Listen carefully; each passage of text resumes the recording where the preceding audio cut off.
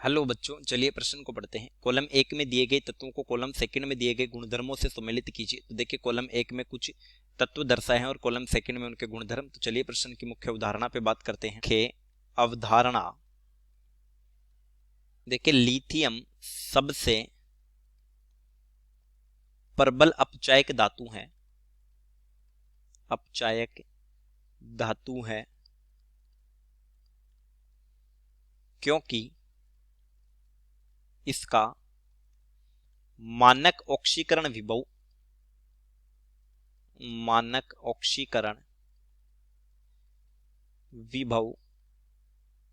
उच्च होता है। तो अगर हम बात करें, देखिए मानक ऑक्सीकरण विभव ई ऑक्सीडेशन ये होता है 3.05 वोल्ट।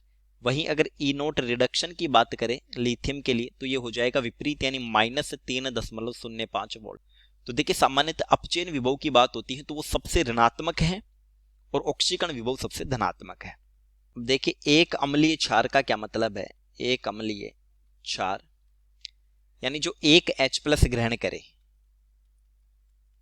एक H+ ग्रहण करे या एक OH- दे, तो NaOH जो है वो एक तो स्ट्रॉन्ग इलेक्ट्रोलाइटिक है यानी प्रबल क्षार है। प्रबल क्षार तो ये किसी अम्ल से H+ ग्रहण कर लेगा और ये बनेगा NaCl+H2O, यानी ऑक्सीजन के पास जो लोन पेयर है इस वजह से ये H+ ग्रहण करेगा। तो सोडियम जो होगा वो एक प्रबल क्षार बनाएगा NaOH।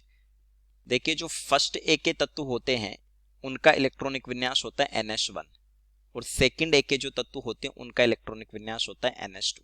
यानी सेकंड ए वाले में बाह्यतम कोश में 2 s इलेक्ट्रॉन होंगे और फर्स्ट ए में 1 s इलेक्ट्रॉन होगा। जब सेकंड ए की बात करें तो beryllium, magnesium, calcium, strontium, barium, तो ये होता है सेकंड आवर्त का। मैग्नीशियम होता है थर्ड आवर्त का, कैल्शियम होता है फोर्थ आवर्त का, स्ट्रोंशियम होता है फिफ्थ आवर्त का, बेरियम होता है सिक्स्थ आवर्त का। यानी बेरियम का जो इलेक्ट्रॉनिक विन्यास होगा वो 6s2 होगा। हीलियम अक्रिय गैस है और वो क्षार मर्दा धातु नहीं है। वही रेडियम जो वो रेडियो एक्टिव है। एक फैक्टर होता है विलेयता। ये समानुपाती होता है hydration energy minus lattice energy.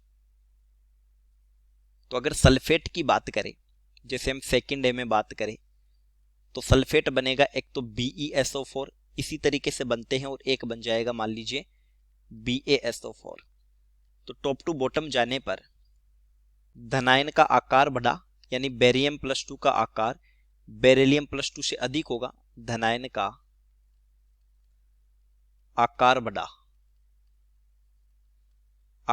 तो फिर हाइड्रेशन एनर्जी घट जाएगी, जलयोजन ऊर्जा, क्योंकि देखिए जो हाइड्रेशन एनर्जी होती है ये समानुपाती होती है आवेश बटा आकार के।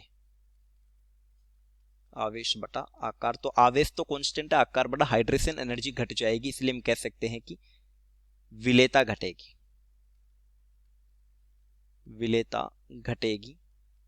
तो अगर हमसे एविले सल्फेट पूछे तो वो बेरियम का होगा।